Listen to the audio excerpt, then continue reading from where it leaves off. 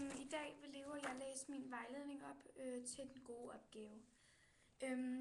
Jeg starter med at læse nogle punkter op, og så læser Leo resten af punkterne. Jeg starter bare nu. Du I sørger for at lave et Dropbox, fælles mail eller andet, hvor I altid kan komme til opgaven. Brug 1-4 timer på bare at læse om det emne, I har om. Så man kan få overblik over emnet, så man, ja.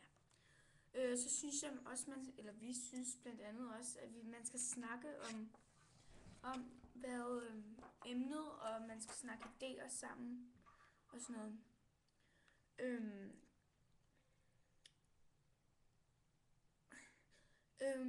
Så synes jeg også, vi synes, undskyld, jeg hele tiden siger det, så skal man skrive noter til hver side, til alle de sider, bøger, man læser, og så skal man give stjerner for bøgerne, så man ligesom kan bruge dem, ikke? Bruge dem, der er bedst.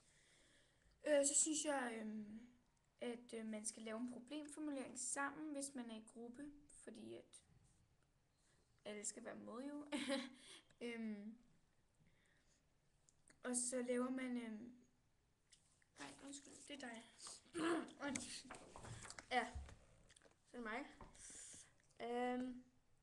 Så skal du også huske at lave en disposition af din opgave. Så er du sådan, ja, you know. Okay, hvis du ikke gør så. Hvad hedder det? Ej, hvor er jeg henne? Nå ja, alt hvad der står i din disposition skal enten være en baggrund, svar på spørgsmålene i problemformuleringen, analyse af emne fra problemformuleringen, eller bare brugbart til din konklusion.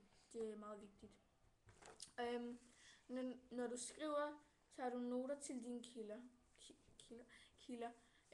Altså sådan noget som personer, årstal og indhold, ikke?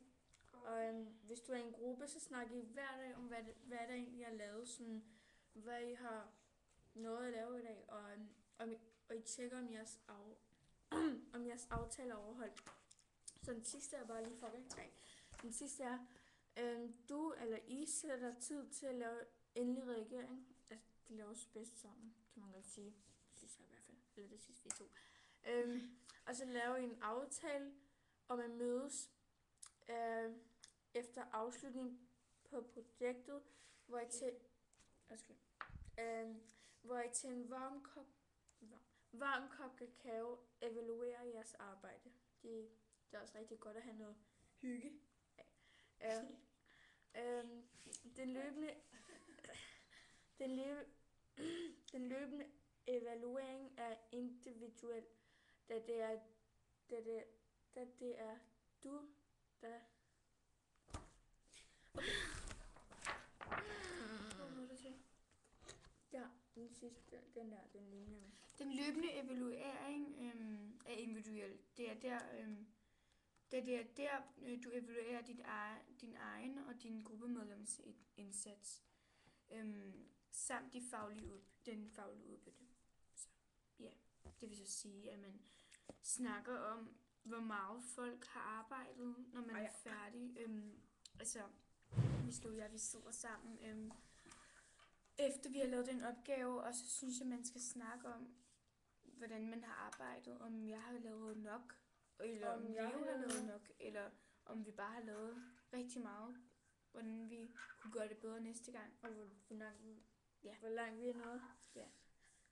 Det var det. Vi ses. Eller nej, okay. Vi ses, Leo. Men hej. Og Sofie Mus.